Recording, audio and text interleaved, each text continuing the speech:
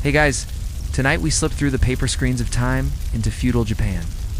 Forget the grand battles and the sweeping cinematic shots of samurai charging across fields for a moment. Instead, picture a quiet, dusty alley in Kyoto, smelling of damp earth, charcoal smoke, and something else. Something sharp and resinous like pine and old metal. You're not a warrior, not a daimyo, not even a poet. You're about to become something far more patient, something essential, but almost invisible. An apprentice armor mender. Your job is to heal, steal, to release the soul of a warrior's second skin, one silk thread at a time. This isn't a world of glory, it's a world of calloused fingertips, aching backs, and the quiet satisfaction of making something broken, whole again. Let's be honest, given the state of medicine and the constant clan warfare, you probably won't survive this world as a samurai. But as a craftsman, you might just live long enough to become a master. So, before you get comfortable, take a moment to like the video and subscribe, but only if you genuinely enjoy what I do here. I always love seeing where you're all tuning in from, so drop your location and local time in the comments below. It's fascinating to see this community span the globe. Now dim the lights, maybe turn on a fan for that soft background hum. And let's ease into tonight's journey together. You follow your new master, a man named Kato-san, whose back is as straight as an arrow despite his age, his hands stained with decades of lacquer and pigment. The silence between you isn't awkward.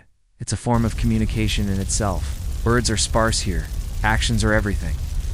He leads you past a small, meticulously raked gravel garden, not much bigger than a few tatami mats, where a single stone lantern stands guard.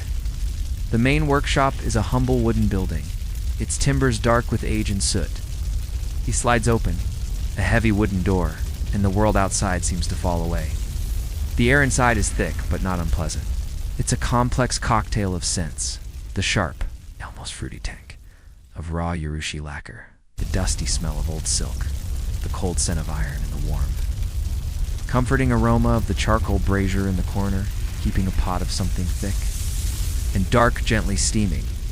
Your eyes adjust to the dim light filtering through the paper-paned shoji screens. The room is a testament to organized obsession. Tools you don't yet have names for hang from the walls in perfect order. Rows of tiny hammers with strangely shaped heads, awls with polished wooden handles, long-nosed pliers, and delicate brushes made from badger hair. Along one wall are shelves stacked with wooden boxes, each meticulously labeled with characters you can't yet read. Kato-san gestures towards one. Adoshito, he says, his voice a low rumble. Silk braid. He points to another set of boxes. Urushi lacquer. Then to a collection of metal plates of varying sizes. Kosein. The individual scales that make up the armor. These are the words of your new language. You are given a simple task for your first day. Not to touch the armor, not to handle the tools, but to watch and to sweep. You take a simple straw broom and begin the slow, rhythmic task of clearing. The floor of dust and tiny scraps of leather and thread. It feels demeaning at first, a child's chore. But as you work, you begin to understand. The sweeping is a meditation. It attunes you to the space, to its sounds, the master's soft tapping, the gentle hiss of the brazier end, to its rhythms. You learn the geography of the room through the simple act of cleaning it. Historians still argue whether this kind of menial introductory task was more about instilling discipline or simply a practical way to keep hyper-specific workshops, often dealing with toxic materials like raw lacquer, immaculately clean. Either way, it's your reality. You are the lowest rung on a very tall ladder as the afternoon sun slants through the screens. Casting long shadows, a samurai arrives. You don't see him so much as feel his presence. He moves with a quiet intensity that makes the air crackle. He brings a large cloth-wrapped bundle and sets it down with a heavy metallic sigh. He and Kato-san speak in low, formal tones. You keep your head down, sweeping the same patch of floor for the third time, pretending to be invisible.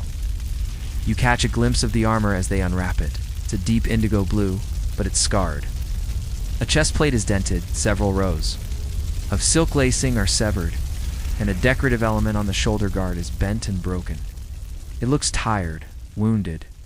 A mainstream historical fact often overlooked is that a full suit of high-quality samurai armor, or yoroi, could weigh upwards of 25 kilograms, and its maintenance was a constant and expensive necessity for any warrior.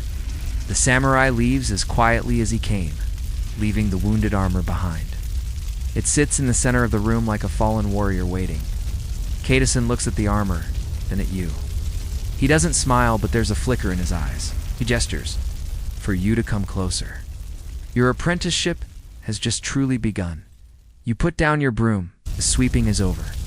Now, the real work, the silent art, is about to start. Your focus narrows from the wounded armor as a whole to the implements of its salvation. The workshop, which at first seemed like a dusty repository of old things, now reveals itself as a surgeon's theater. Kato-san guides you not with lengthy explanations, but with gestures, expecting you to absorb knowledge through sight and touch. He lays a worn deerskin cloth on a low wooden bench and begins to select tools, placing each one on the cloth with the care of a priest arranging ritual objects. Your job is to observe, to memorize their names, their functions, their very spirit. There is the tsuchimun, or a small hammer with a round, textured face, used not for forging, but for gently tapping out dents from behind a metal plate, coaxing the steel back into its proper curve without weakening it. He lets you hold it. It's heavier than it looks, the dark wood of the handle worn smooth and shaped by his grip over countless years. You can feel the perfect balance of it in your palm. Next, he shows you a series of tagen, or chisels, but they are not for cutting stone. These are for shearing metal plates, for creating intricate decorative cutouts, or for chasing patterns onto surfaces. Each has a different edge, a different purpose. One is for straight lines, another for curves, a third for making the tiny holes through which the silk braids will pass. A quirky tidbit of the trade is that the best armorers often made their own specialized tools, forging and shaping them for a specific, unique task required by a custom suit of armor, meaning some tools in a master's collection were utterly unique in the world. You see this eccentricity in Kato-san's collection. One chisel has a strange, hooked beak, like a bird's. Another has a tip no wider than a needle. He won't explain these oddities yet. Your understanding must be earned. He moves on to the less romantic, but equally vital tools. Buckets of water and coarse sand for scouring rust, blocks of charcoal in varying hardness for polishing the kozane plates to a mirror shine. There are pots of paste made from powdered deer antler and rice glue, used for filling small imperfections. The air is pungent with the smell of these materials, an earthy, organic scent that underlies the cold temps of metal. Historians often emphasize the offensive capabilities of the samurai, but the defensive technology and the incredible craft required to maintain it were just as crucial to a clan's military power. A well-maintained suit of armor was not just protection. It was a psychological weapon, a symbol of a warrior's and his lord's wealth and readiness. You begin to see the workshop not as a repair shop, but as a critical part of that military ecosystem. It's like the pit crew for a Formula One car, except the race lasts for a lifetime.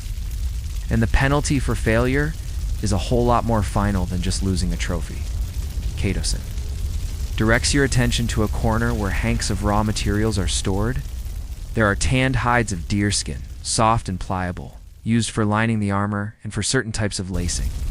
There are rolls of hemp cloth and strange, bristly-looking fibers that you learn are from the coconut palm used for padding, and there are bundles of bear fur. You can't help but raise an eyebrow at that. Bear fur. Kato-san explains, with the ghost of a smirk, that strips of bear fur were sometimes used to cover parts of the armor, like the cuirass or helmet, for decorative effect. It was an ostentatious display, and a nightmare to keep clean, but it certainly made a statement on the battlefield. You imagine a 7-foot-tall samurai essentially wearing a fuzzy bearskin vest over his steel plates and have to suppress a laugh. It's the feudal Japanese equivalent of putting fluffy dice in your car. The day ends with a final lesson. Kato-san takes a single, undamaged kozane, a small lacquered iron scale, and a needle-thin awl. He gestures for you to watch his hands. With precise controlled pressure, he pierces a hole near the edge of the plate. There is no cracking, no chipping of the lacquer. The hole is perfect. He then hands the awl and another plate to you. It's a test. Your heart thuds. Your hands, which felt so steady sweeping, now feel clumsy and huge. You try to mimic his posture, his grip. You press the awl to the lacquered surface. Your hand trembles slightly. You apply pressure. A tiny cracking sound, barely audible, reaches your ears. You pull the awl back. A small, spiderweb-like fracture has appeared in the lacquer around the hole.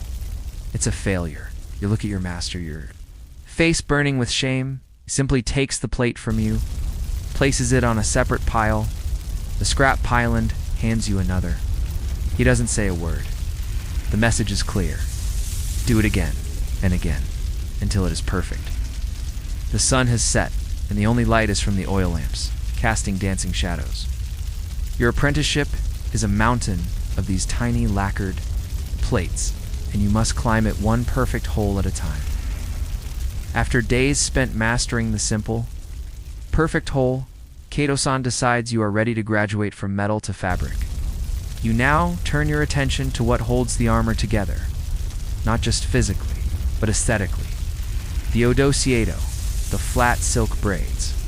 If the lacquered plates are the bones of the armor, the silk is its sinew and spirit, the wounded indigo. Armor sits on its stand, and your master draws your eye to the lacing. Much of it is frayed, cut, or stained with mud, and something darker you try not to think about.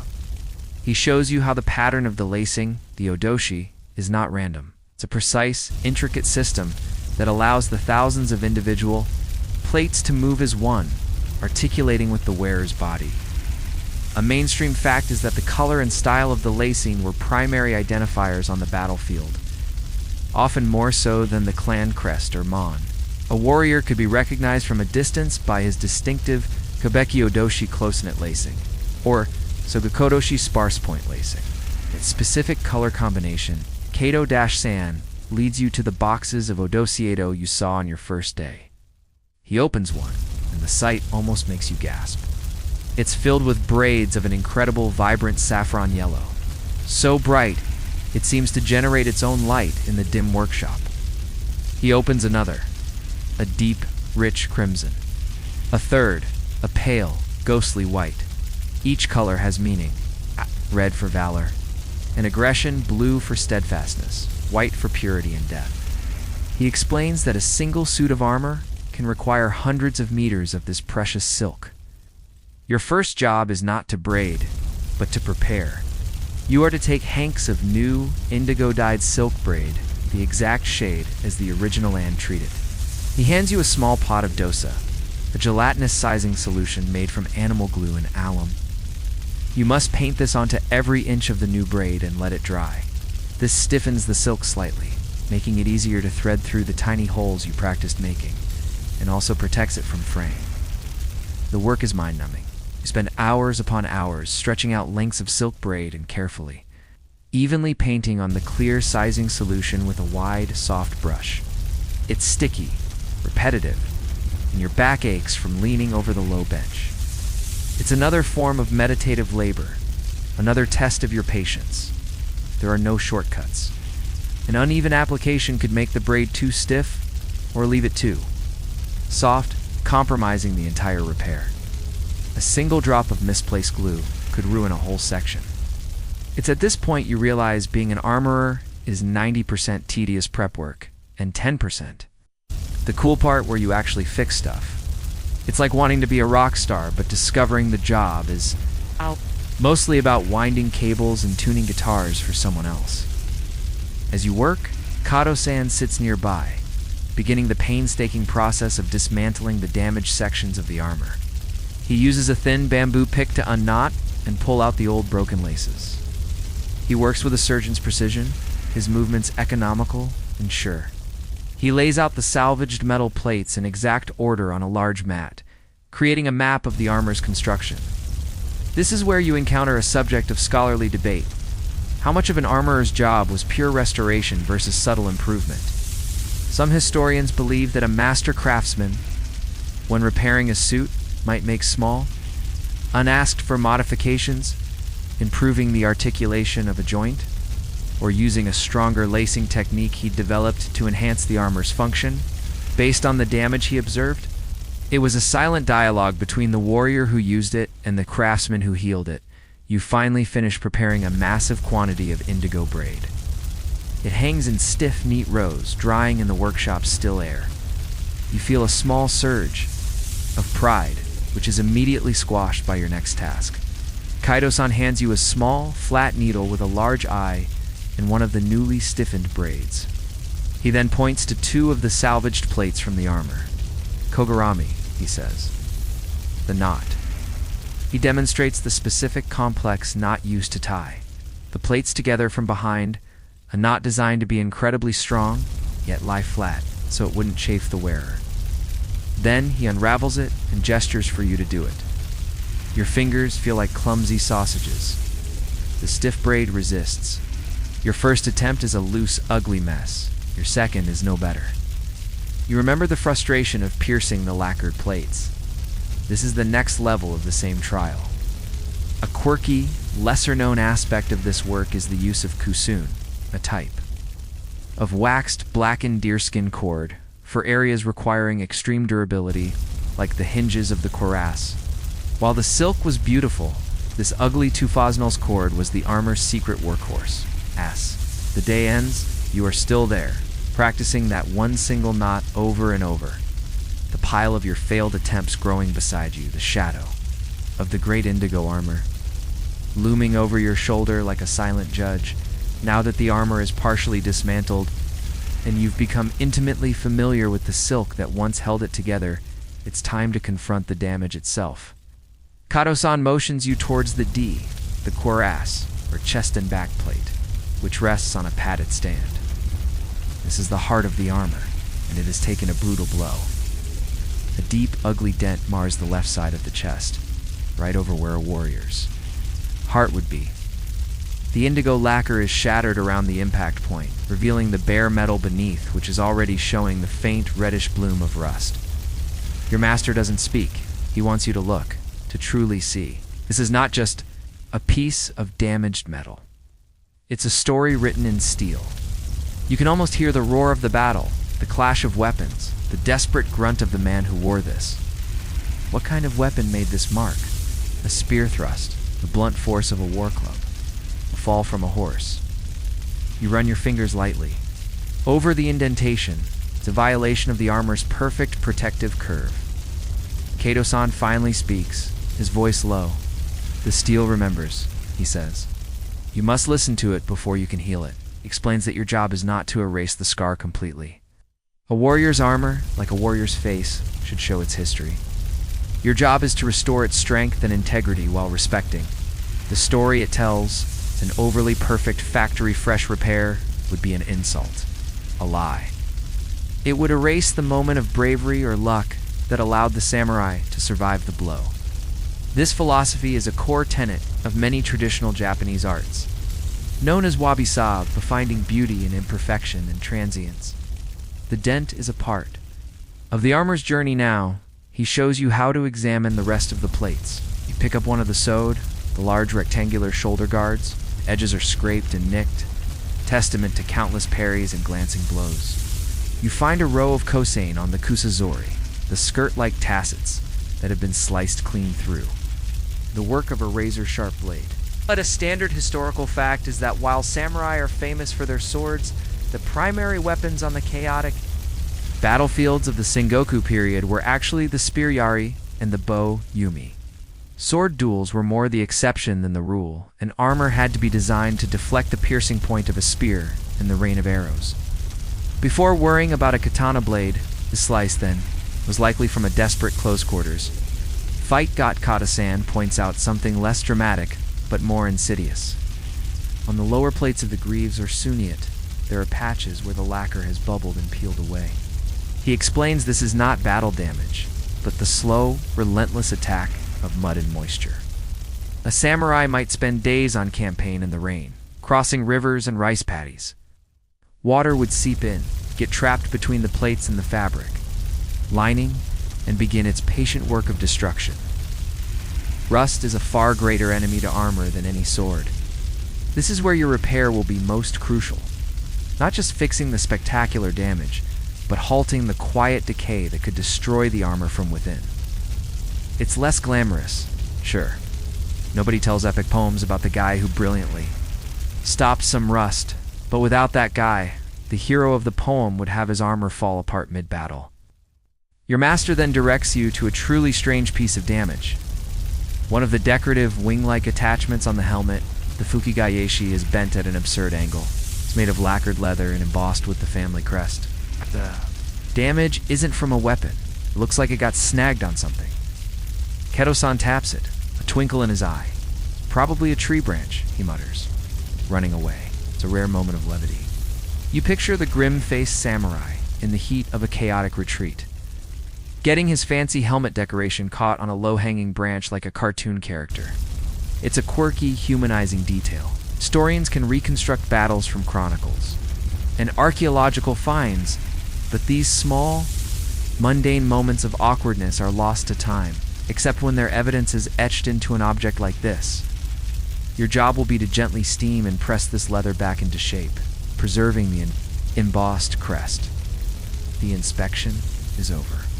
You now know the patient intimately, its grand wounds, its chronic illnesses, and its slightly embarrassing scrapes. The diagnosis is complete. The surgery is about to begin. Before any healing can happen, the patient must be cleaned. This is the Niel's Tai turn, the ritual of purification, and it is your next great lesson. It is a slow, methodical, and profoundly dirty job. You are stripping away the grime of the battlefield, the sweat of the warrior, and the slow creep of time to reveal the true substance beneath. Kaido-san starts you on the most basic components, the individual kozain, the hundreds of small lacquered plates that have been freed from their broken silk bonds. Each one must be treated as a sacred object. You set up a workstation with several shallow wooden tubs. The first contains water mixed with a fine, abrasive sand. You take a plate, dip it in, and begin to scrub the back, the unlacquered side. Where rust tends to form, your fingertips are raw within the first hour. You scrub away the hidden rust, caked on mud, and the stains of who knows what. It's a baptism by grit. Once scrubbed, each plate is rinsed in a second tub of clean water, then immediately dried with a soft, lint-free cotton cloth. You can't leave a single drop of water, or the rust you just fought so hard to remove will begin its silent return almost immediately. You lay the cleaned plates out on a dry mat, their bare metal backsides facing up. The sheer number of them is daunting. There are hundreds, maybe thousands. You realize with a sinking feeling that this is going to be your life for the next several days. It's about as glamorous as scrubbing potatoes. But the intensity in Kato-san's gaze tells you it's one of the most critical steps. A fleck of rust mist here could fester under the new lacquer and undo all your future work. While you are lost in the endless ocean of plate scrubbing, your master tackles the larger, more complex pieces. He works on the helmet, the kabuto, using a series of soft brushes and a gentle cleaning solution made from rice water. A fascinating, quirky tidbit is that some high-end helmets contained a hidden feature. A small secret compartment, sometimes in the helmet's crest or lining for carrying a small written prayer, a lock of a loved one's hair, or even a fast-acting poison for a last resort. Kato-san, of course, checks every nook and cranny as he cleans, not for treasure, but for structural integrity and hidden damage. He is as much a detective as he is a craftsman. He carefully removes the helmet's fabric liner, which is stiff with old sweat and grime, and sets it aside to be replaced later. The main cuirass, the D, is too large for a tub. You help him move it to a clear space on the floor. Here the cleaning is done in sections. For the lacquered front, he uses a paste of fine clay and oil, rubbing it gently in circles with a silk cloth to lift the surface grime without scratching. The surviving lacquer. It's like a medieval spa day for a piece of battle-hardened steel. He lets you work on a small, less damaged section of the back plate. Your movements are clumsy at first, and he has to correct your pressure several times. Too hard, and you'll scratch it. Too soft, and you won't lift the dirt. It's a frustrating balancing act. You are hyper-aware of the deep dent on the chest, which he has left untouched for now. That wound requires a different kind of medicine. A key historical fact of armor construction is the layering of materials. Beneath the metal plates and silk, braids was often a lining of smoked deerskin fusagawa, which was believed to be more durable and resistant to moisture and insects. Part of the cleaning process involves assessing this leather. Where it is merely dirty, it can be cleaned. Where it is rotten or torn, it must be painstakingly unstitched and replaced. This is a job for a finer touch, involving needles and awls. Historians still debate the exact recipes for the smoking and tanning processes used to create this leather. As each regional school of armor making had its own closely guarded secrets, you watch as Kato-san carefully inspects the leather lining of the thigh guards, or hadat, his fingers probing for weak spots. By the end of the day, the workshop is filled with the clean metallic scent of scoured iron. Racks and mats are covered. With hundreds of drying plates gleaming under the lamplight, the larger components of the armor sit nearby. Their surfaces no longer caked with filth, but showing their true state: the scratches, the scrapes, the areas of missing lacquer with stark honesty. You look at your hands. They are red, chapped, and stained, with grime worked deep into the lines of your skin. Yes. You've never been so tired or so ... clean. In a way, the armor's purification has been your own. You have stripped away your romantic notions of the craft and are now face to face with its raw, laborious reality. The ritual is complete. The armor is now a blank slate. It's waiting for the artistry of its repair to be written upon it. With the armor stripped and purified, you are about to be initiated into the most mystical, dangerous, and essential art of the workshop: the application of urushi lacquer. This isn't paint. You don't just slap it on. Urushi is the sap of the Chinese lacquer tree, Toxicodendron vernicifluum, and it is notoriously toxic. A single drop on unprotected skin can cause a horrific weeping rash that lasts for weeks. This, Kato-san explains with grave seriousness, is why the workshop is kept so immaculately clean. Dust is the enemy of a perfect lacquer finish, and a clumsy spill is the enemy of the craftsman.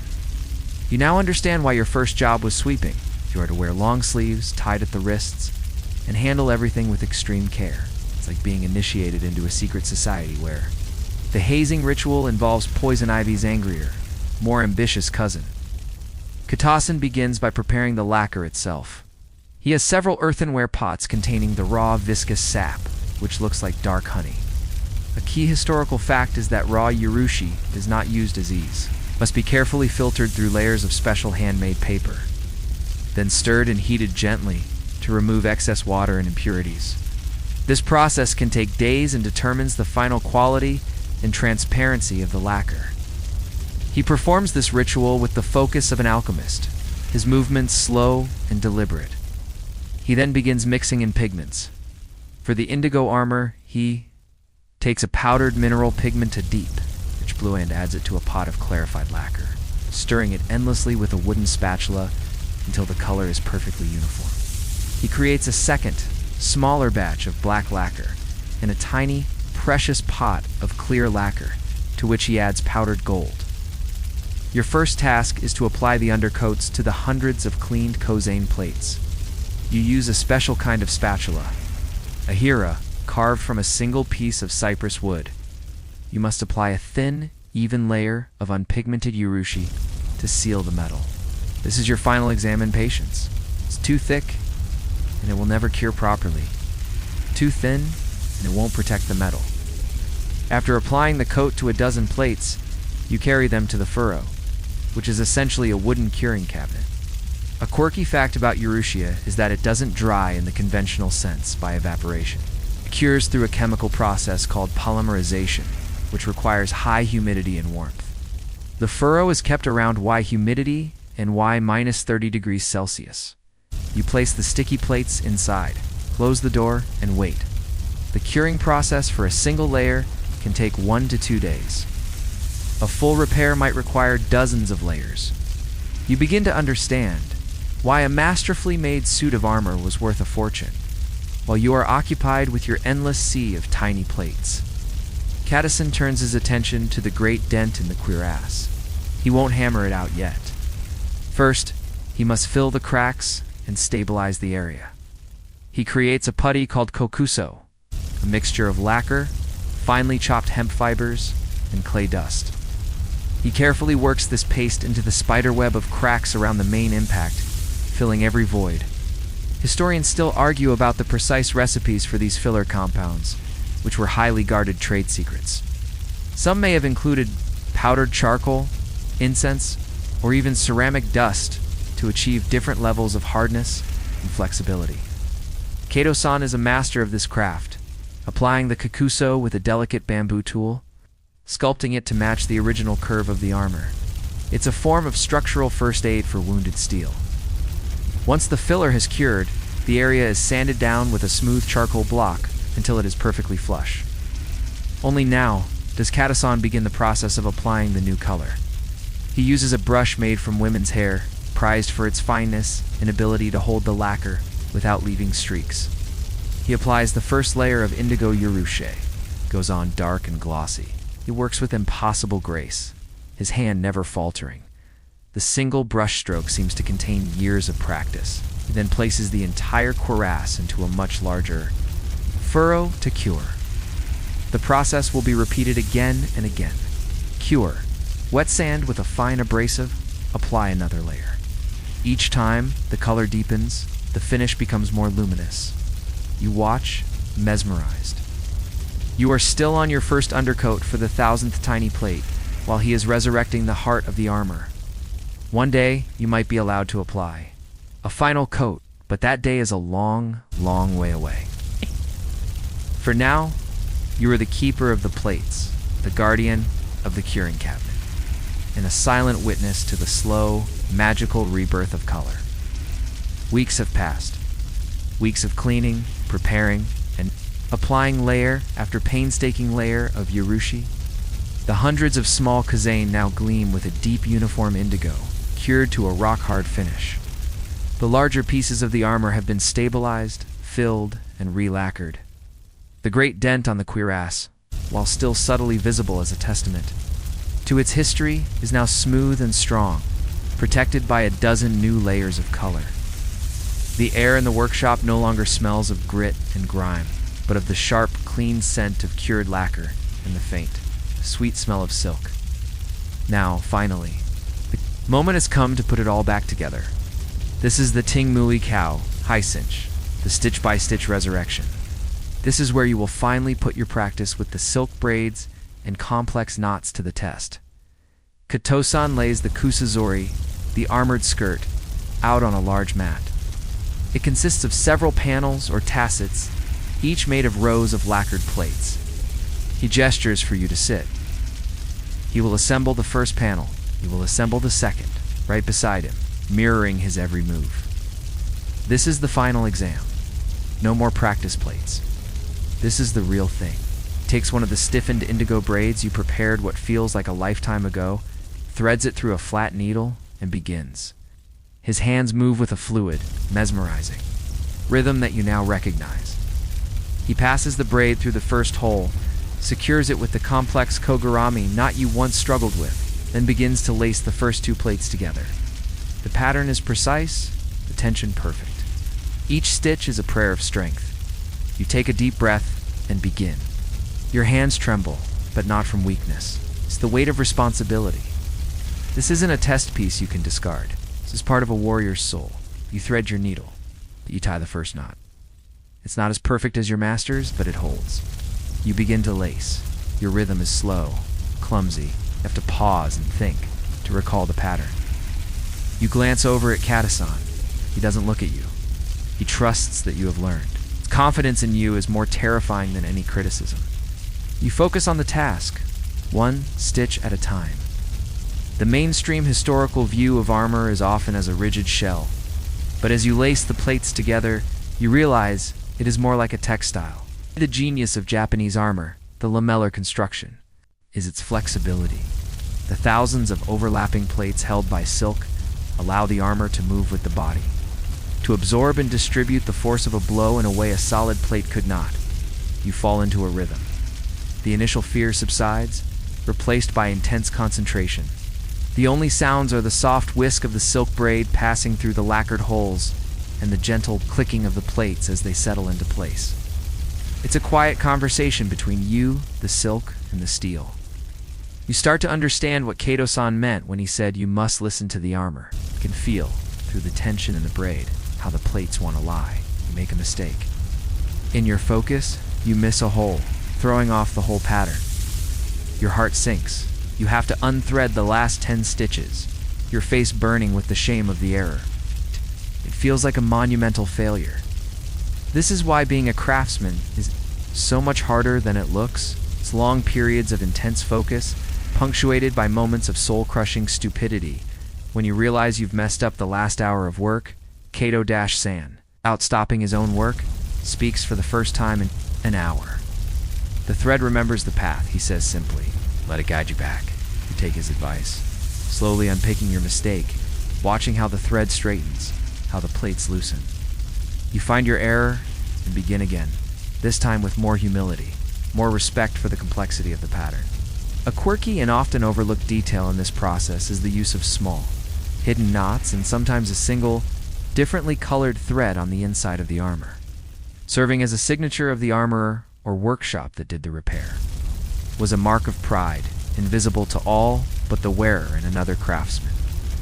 Whether Kato-san will allow you to make such a mark is a question for another decade as the day draws to a close. You have completed a single row of lacing on one panel. It has taken you hours. Kato-san has completed 3. Your work is not as neat as his. Tension is slightly uneven in places. An expert, I could tell which rows were laced by the master and which by the apprentice, but it is strong. It is correct. You have taken broken, disparate pieces and bound them together. You have made them a single, functional whole again. You run your hand over your handiwork. The rows of indigo silk form a beautiful, powerful pattern against the gleaming plates. It is no longer just a collection of parts. It is becoming armor. Again, you have taken your first true step, not as a sweeper or a scrubber, but as a mender. You have made your first stitch in the fabric of a warrior's life as you continue the slow, rhythmic work of lacing. Your focus shifts from the simple mechanics of the stitch to the story told by the armor itself. Having handled every plate. You feel you know its wounds, but now Kato-san begins to teach you about its soul, its symbols. He directs your attention to the fukige-ish, the turned-back wing-like decorations on the helmet that you helped clean. In the center of each is a small, stylized crest, rendered in gold lacquer. Mon Kato-san says, the house crest, the family's face. This particular mon is a circle enclosing 3 swirling commas, a mitsudomo. Did is a common and powerful symbol associated with Hachiman, the god of war, and representing the cosmic forces of man, earth, and sky. Knowing the mon is as important as knowing the name of the samurai who wears it. It tells you his allegiance, his history, and his place in the complex web of feudal society. A well-known historical fact is that these men were ubiquitous in samurai culture, appearing not just on armor and helmets, but on flags, sashimono, worn on the back in battle, on clothing, on horse tack, and even on roof tiles of their homes.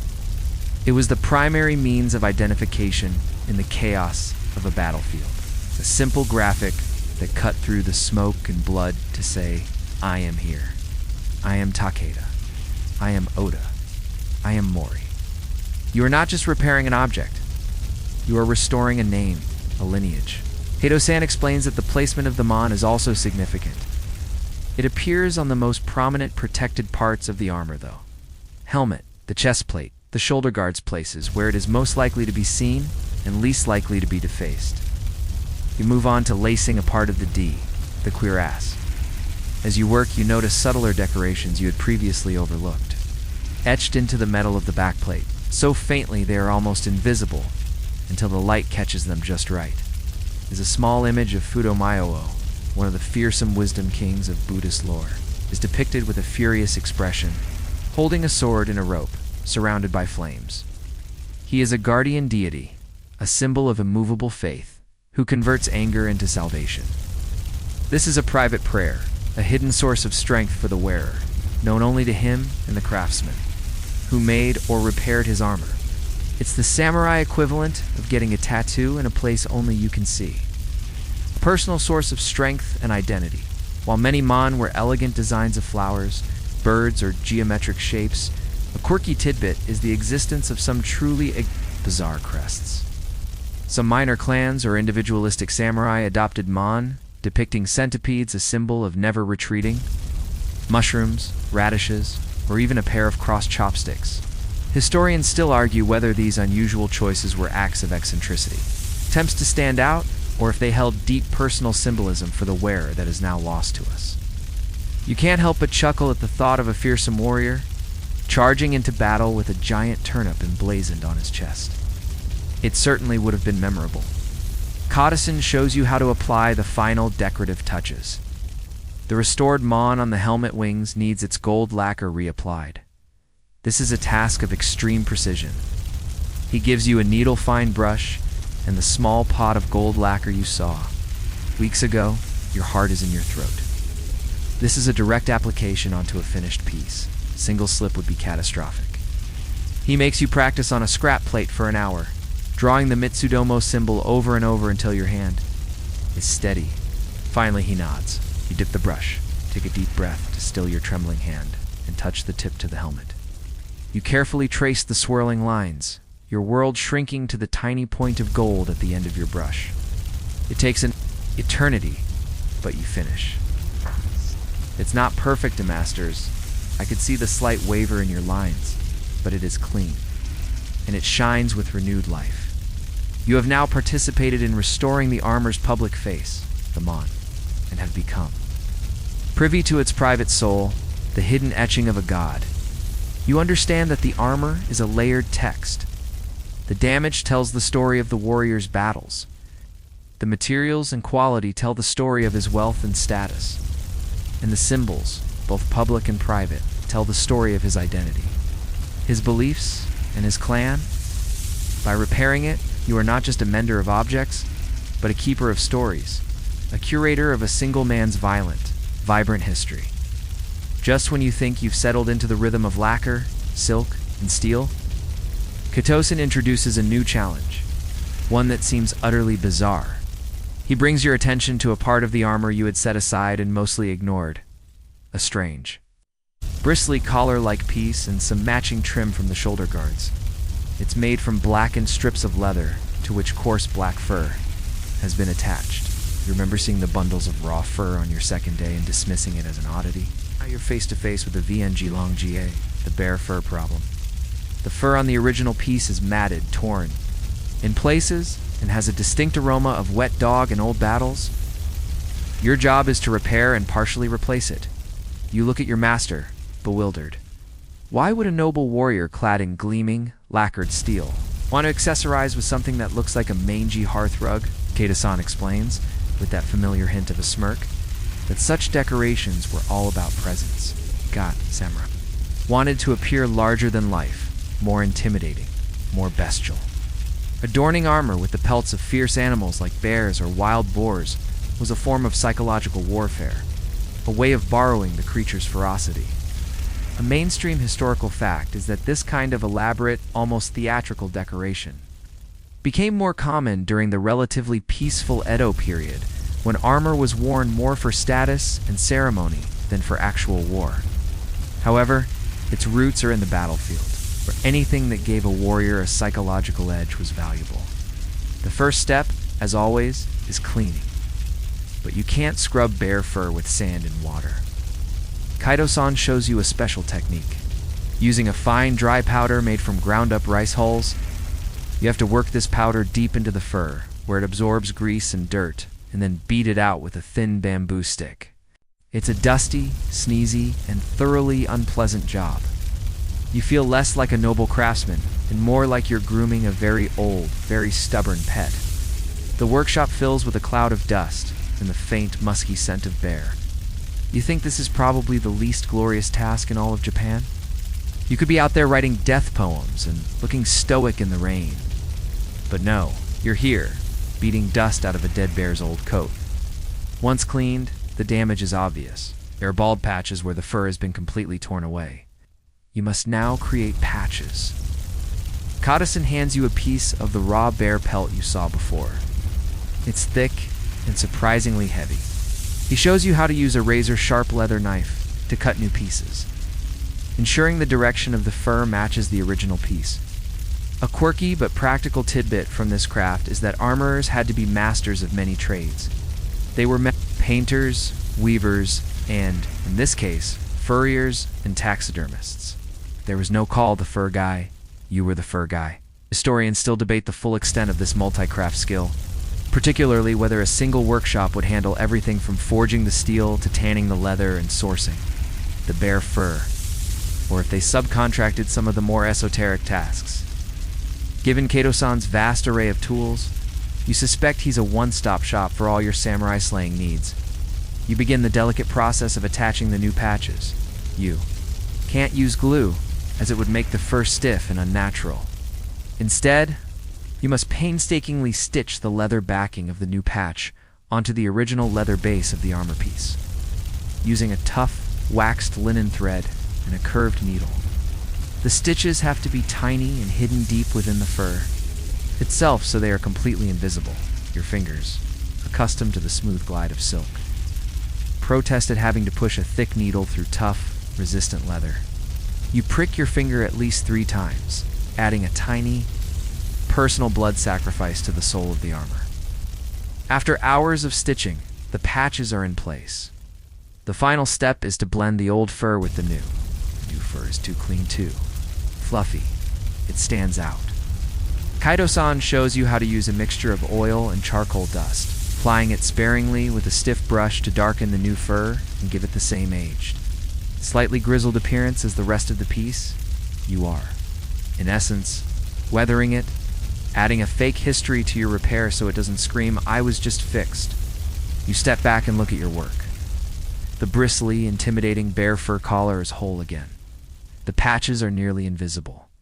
It still looks slightly absurd to your modern sensibilities, but you now understand its purpose. You've tamed the bear, restored the warrior's borrowed ferocity, and added reluctant furrier to your growing resume of strange and ancient skills. The work has progressed steadily. Most of the individual components are now repaired, relaced, and awaiting final assembly. The workshop is an organized landscape of resurrected armor parts. The air is calm, filled with the satisfaction of work nearing completion, and that is when he returns. You don't hear him arrive. The bustling sounds of the Kyoto street outside simply seem to quieten in his presence. The shoji screen slides open, and the samurai, the owner of the armor, steps inside. He is dressed in a simple but immaculate gray kimono, his swords tucked into his obi sash. The air in the room changes instantly, becomes heavy, charged with a formal tension. This is the VKHCH samurai, the client inspection. You immediately stop your work.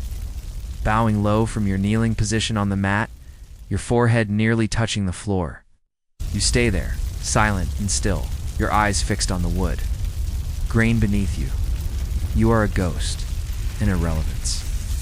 This is a conversation between 2 masters, the master of war and the master of craft. Kato-san greets the samurai with a formal, shallow bow, his movements economical and filled with quiet dignity. They do not exchange pleasantries. The samurai's gaze sweeps across the workshop, taking in the pieces of his soul laid bare. He is not looking at them as you do, as a collection of technical challenges. He is looking at his life, his second skin, the thing that has stood between him and oblivion on a dozen fields. He walks slowly over to the stand where the repaired cuirass, the D, rests. The great dent over the heart is now a smooth, strong memory, its indigo surface deep and luminous. He doesn't touch it. He simply looks at it for a long time. You can almost feel him reliving the moment of impact, the splintering crash, the desperate gasp for air. A warrior's relationship with his armor is profoundly intimate. Standard historical fact is that high-ranking samurai often gave their armor personal names, treating it less like an object and more like a trusted companion. This suit might be Kurogen black steel or fiducian, immovable heart. To see it dismantled would be like seeing a friend on a surgeon's table. The samurai then picks up one of the sewed, the large rectangular shoulder guards that you yourself helped to relace. He runs a thumb over the rows of new indigo silk, feeling the tension of your stitches. Your heart hammers against your ribs. Will he find it wanting? Is your work good enough? His face is an unreadable mask, but his eyes are sharp, missing nothing. He examines the sliced plates you studied weeks ago, which are now seamlessly integrated back into the whole. He tests the flexibility of the panel, moving it back and forth, listening to the soft click and rustle of the plates. It is the most terrifying performance review of your life. Could have you executed for less than a shoddy job. Okay, maybe not executed, but you'd certainly be out of a job, which in this economy is basically a death sentence anyway. He moves on, his inspection silent and thorough. He notes the restored gold man on the helmet, the newly repaired bear fur, collar, the polished and protected steel of the greaves. He sees everything. There is a scholarly debate among historians about the level of knowledge samurai would have about his own armor's construction. Some argue they were merely users, while others contend that, as a matter of survival, a warrior needed to understand the mechanics of his equipment as well as a modern soldier understands his rifle. The intense scrutiny of your visitor suggests he belongs to the latter group. He knows what he is looking at. Finally, his tour of the workshop is complete. He turns to Kitosen. There is a long moment of silence that stretches into an eternity. You hold your breath. The samurai gives a single, sharp nod. Yoi, he says. Good. It is the only word he has spoken. He then places a small, heavy silk pouch on a low table. Clinks with the sound of Ryo gold coins. It is payment. Kato-san does not look at it. To do so would be impolite. The samurai gives another short bow, turns, and leaves as silently as he arrived. The tension in the room evaporates. You finally allow yourself to breathe, slumping slightly. With relief, Kato-san looks over at you. He is pleased, he says, and he points to a section of lacing on the shoulder guard, the very section the samurai inspected. Your tension here is uneven. Do it again. Your heart sinks, but you bow in acceptance. The client may be satisfied, but the master is not. The work continues. The samurai's visit and your master's subsequent critique marks a turning point. The pressure is on. The deadline for the armor's completion is approaching, and there's one task left that Kato-san has saved for last. A true bad HCVS keen un-H done. Aye! It is the repair of the gorget, or nodua, the throat protector. This piece is a complex assembly of small lacquered plates, leather, silk, and metal fittings, designed to protect the vulnerable neck and throat while allowing for maximum movement. The original is not merely damaged, it is a wreck. The lacing is almost completely gone, and several of the small, specialized plates are bent or missing. Worst of all, the intricate metal clasp, or kohazi, which fastens it, is broken. This is not a simple lacing job. It is a complete reconstruction in miniature. Kato-san lays the pieces out on a black cloth, like a puzzle with half the pieces missing.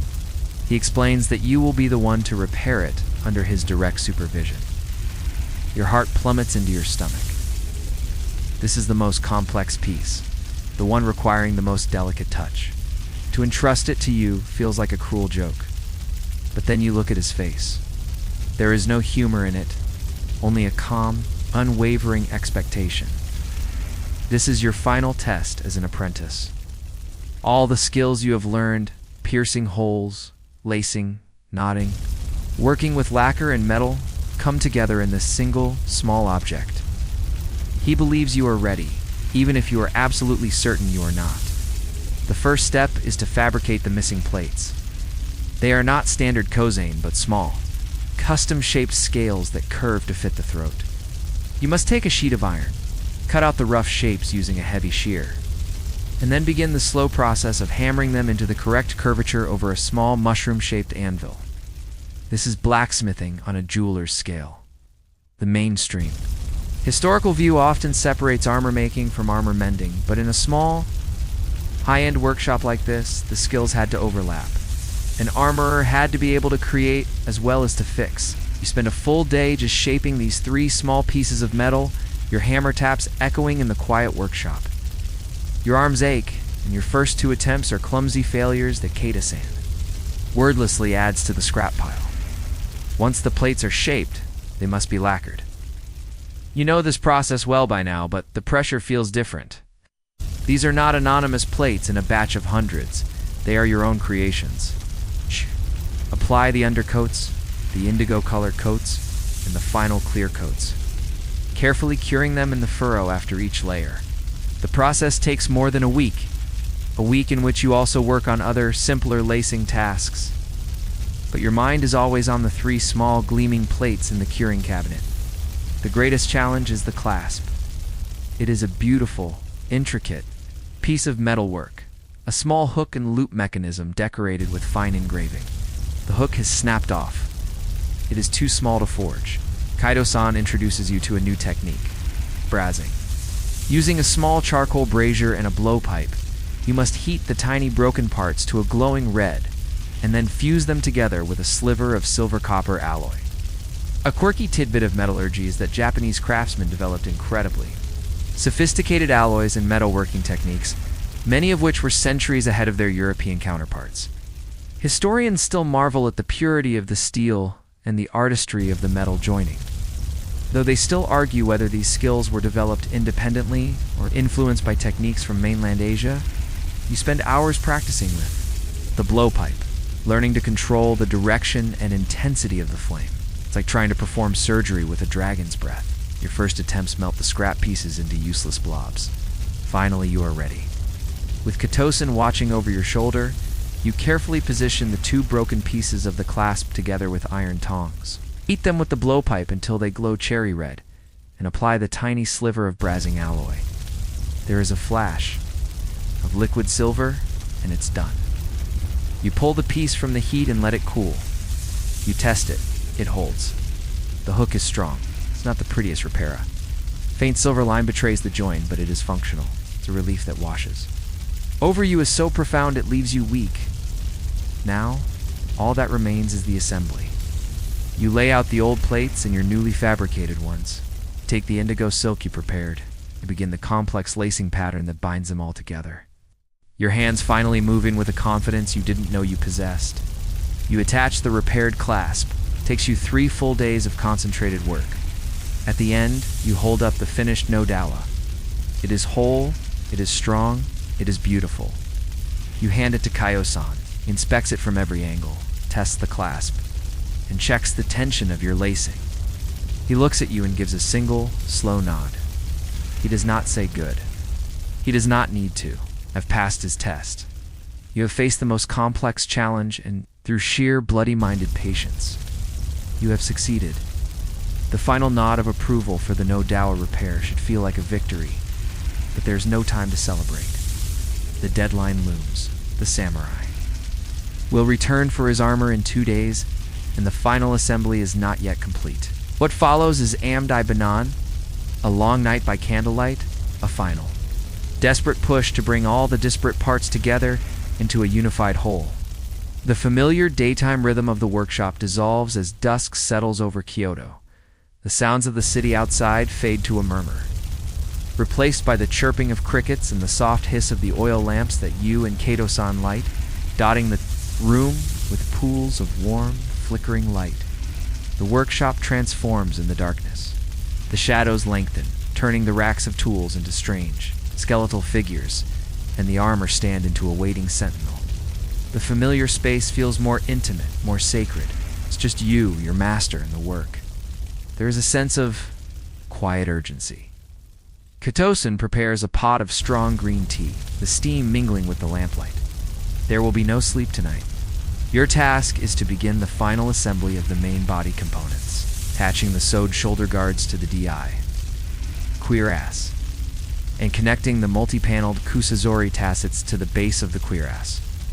These are not simple ties. They involve strong, flexible, hinge-like connections made of thick deerskin and robust kusun cord. The tough, waxed material you learned about so long ago You work in a state of heightened focus, trance induced by fatigue and concentration. Every skill you've acquired is brought to bear. Your hands, once clumsy, now move with a new economy, tying the strong. Load-bearing knots with a muscle memory you didn't know you had. You can feel the weight of the armor coming together, the way the pieces must articulate to allow a warrior to swing a sword or draw a bow. You remember your very first day, sweeping this floor, and a wry smile touches your lips. It feels like another lifetime. Who knew that sweeping would lead to this all-nighter, with a stoic old man, reassembling a killing machine like it's a very complicated and very serious IKEA project. A mainstream historical fact about samurai armor is its modularity. Pieces could be added or removed depending on the situation. For example, a large sword might be worn for a pitched battle, but removed for a skirmish in a dense forest where they might snag on branches. This modularity makes the assembly process a complex series of load-bearing connections, all of which must be perfect. A failed strap on the battlefield could be a death sentence. While you work on the heavy connections, Kato-san performs the most delicate of the final tasks. He is reattaching the ejimaki, a large decorative bough of silk cord that hangs from a ring on the back of the cuirass, a quirky decorative feature. The ejimaki also served a practical purpose. It could help absorb shock and prevent the helmet from scraping against the backplate. Historians still argue about its primary function. Was it a glorified shock absorber or just a piece of elaborate bling? The answer is likely both. The hours blur together. The moon traces its arc across the sky, its pale light filtering through the shoji screen. Midnight comes and goes. The teapot is refilled. Your eyes burn from fatigue and the smoke of the lamps, and your back is a single, solid knot of pain. You see Kato-san, his aged face etched with lines of concentration in the stark lamplight, and you realize he is not immune to the fatigue. But his hands are as steady as ever. His endurance is a lesson in itself, a testament to a lifetime of discipline. You find a new well of energy within yourself, a desire not to let him down. As the first hint of dawn begins to gray the eastern sky, you finish attaching the last tasset. The main body of the armor is now one piece. It sits on its stand, heavy, powerful, and almost complete. The indigo lacquer seems to drink the shadows, and the new silk lacing forms a precise, beautiful web of strength. In the soft light of the lamps and the approaching dawn, the armor looks truly alive, a sleeping giant. You and Kato-san stand back, two tired figures in a quiet workshop, surrounded by the tools of your trade. You have chased the shadows through. The night and won. The long night is over. You have not just been working on the armor, you have been keeping vigil, ensuring its rebirth was not disturbed. The final ceremonial touches can wait for the morning sun. For now, there is only the quiet hum of accomplishment and the promise of a few hours of well-earned rest. After a few precious hours of rest, you and Kato-san return to the sunlit workshop for the final act. The air is fresh and cool. The armor stands on its lacquered display box waiting like a patient king for his coronation. Today is the day of the Umfanhon Thion, the sound of completion. It is the day you attach the final peripheral pieces and the armor. Once a silent collection of parts finds its voice again, the first task is to attach the sleeves or coat, which are complex garments of fabric, mail, and lacquered plates, to the cuirass. They are tied on with silk cords, and the knots must be both secure and aesthetically pleasing. You work on the left sleeve while your master works on the right. As you tighten the final knot, you hear it for the first time. A soft, musical clatter. It's the sound of the small metal plates on the sleeve knocking gently against the lacquered plates of the cuirass. It's a sound of purpose, of function.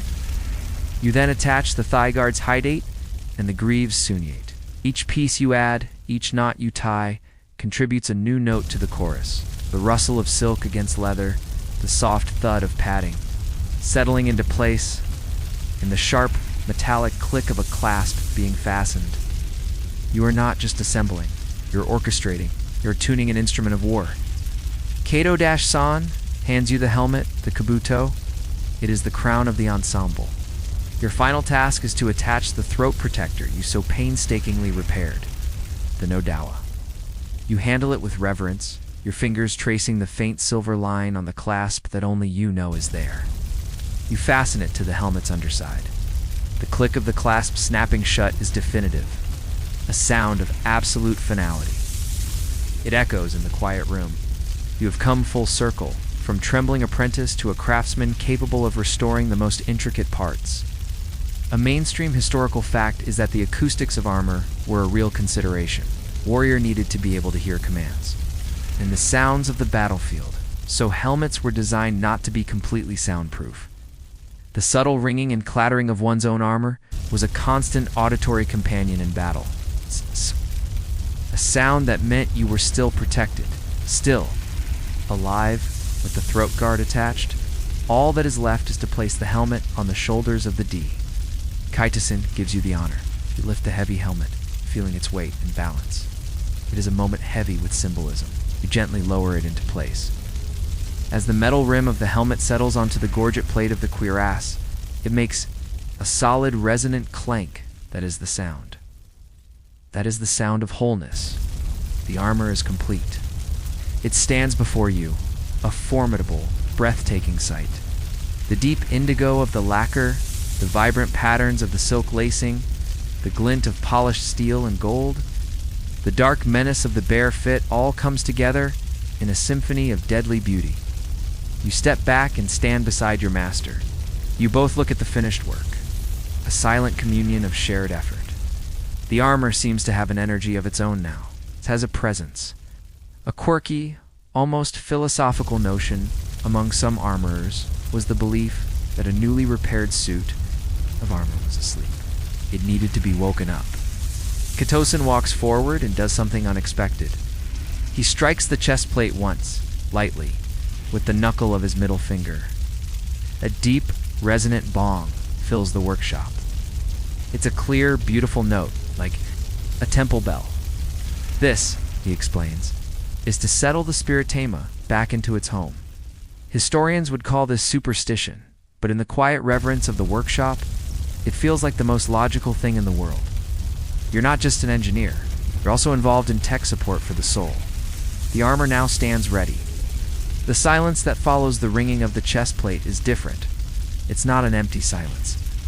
It is a silence filled with potential, with the coiled energy of a warrior at rest. You have done more than just repair an object. You have restored its voice, its spirit, its integrity.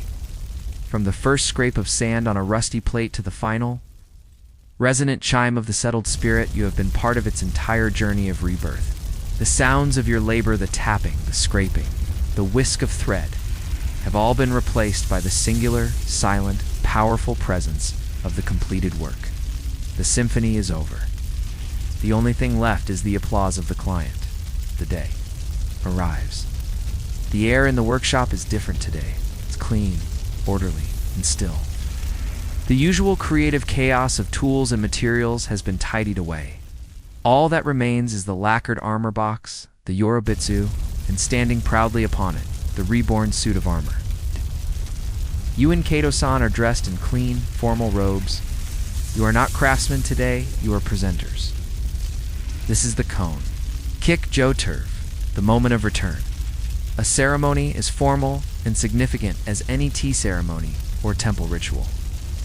You wait. The silence is not tense like it was during the inspection, but reverent. You have done your part. The fate of your work is no longer in your hands. The shoji screen slides open, and the samurai enters. This time he is not alone. He's accompanied by 2 young retainers, who kneel just inside the doorway. The samurai himself is dressed in magnificent. Formal kamishimo, the stiff, wing-shouldered vest, and hakama trousers worn for important occasions.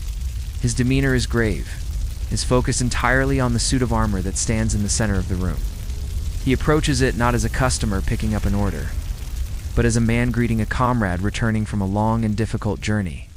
He walks around it slowly, his eyes taking in the whole, the unified form he had last seen in pieces. He stops before it, and his gaze seems to soften. He sees not just the gleaming lacquer and strong silk, but the history contained within. He sees the memory of the blow that dented the chest plate, and he sees the strength of its repair. He sees the restored family crest, the face of his ancestors, shining with renewed pride.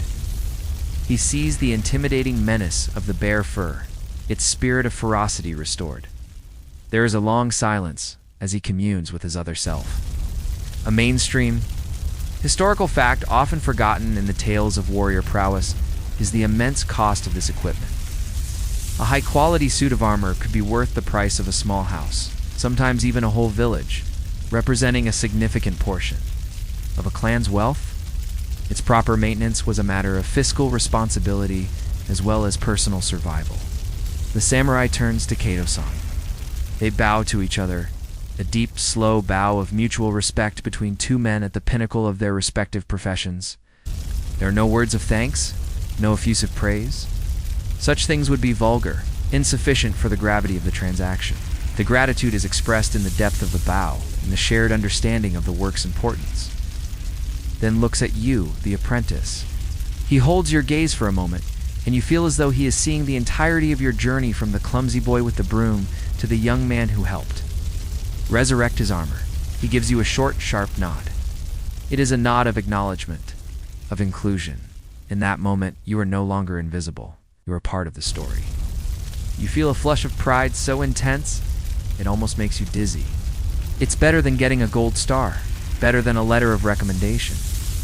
It's a silent acknowledgement from a man whose opinion is literally a matter of life and death. The ceremony of dressing begins as the retainers come forward. It is not a simple matter of putting on clothes.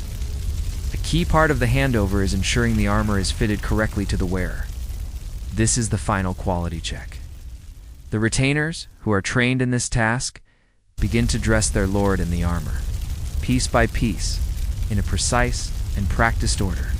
Greaves first, then the thigh guards, the sleeves, the cuirass, and finally, the helmet. Kato-san and you watch intently, ready to make any minor adjustments to the straps and cords. You notice the samurai moves with practiced ease, accommodating the armor, settling his weight into it. He is refamiliarizing himself with its feel, its balance. When the final piece, the helmet, is secured, he stands fully dressed for war. The transformation is staggering. The man in the fine robes is gone. In his place is a warrior, an icon of power, an engine of destruction. He draws his sword not with a flourish, but with a simple, fluid motion, and settles into a low stance. The armor articulates perfectly, the plates shifting with a soft, deadly music. It does not encumber him. It empowers him. He is whole again. He holds the stance for a moment, then straightens up, sheathing his blade with a soft click. The ritual is complete. He turns, bows one last time to Kato-san, and then strides out of the workshop, his retainers trailing behind him. Oh, great. Suit of armor is gone. Return to the world of action and danger where it belongs. The workshop feels suddenly large and empty, the silence now tinged with a faint melancholy. The great work is over. The emptiness of the workshop slowly fades.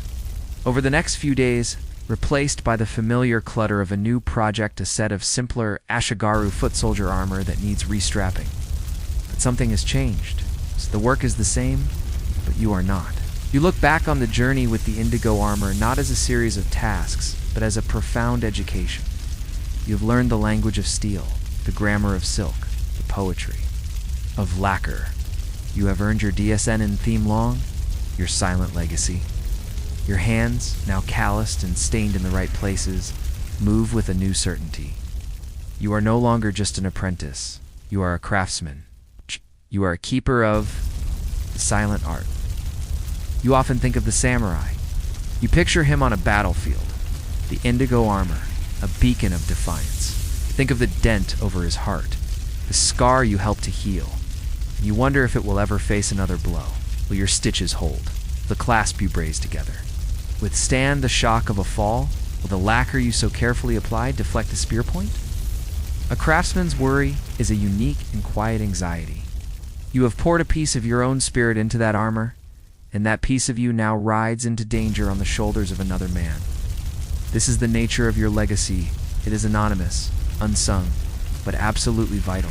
Great poems are written about the samurai, but his survival, his very ability to become a legend, rests on the silent, perfect work of a man like you. You sweep the floor at the end of the day, the same task you were given on your first day, but it feels different now. The rhythmic motion is a comfort, a meditation, connects you to the past, to the lineage of craftsmen who came before you, who swept this very floor. You look at Kato-san, who is quietly sharpening a chisel, his movements as timeless and steady as the setting sun. You realize that he is not just teaching you a trade, he is passing on a philosophy, a way of being. It is a philosophy of patience, of absolute attention to detail, of finding meaning not in glory but in the perfection of the work itself. A historical fact that underpins all craft is that the master-apprentice system was the bedrock of knowledge transfer for centuries. Skills were not learned from books, but absorbed through observation, imitation, and endless repetition, creating an unbroken chain of technique and wisdom. You are now a link in that chain. Your thoughts drift, becoming softer as the day's energy ebbs away. The world outside the paper screen seems to melt away, and the workshop becomes a small, self-contained universe of purpose and peace. You. Think of the countless hours spent on a single knot, the days waiting for lacquer to cure, the intense focus needed to paint a single golden line. Each moment, which once felt like a trial, now seems like a gift, a small, perfectly shaped bead on a long string of memory. You are learning that the art is not just in the finished product, but in the reverence of the process, in the quiet dedication of the hands.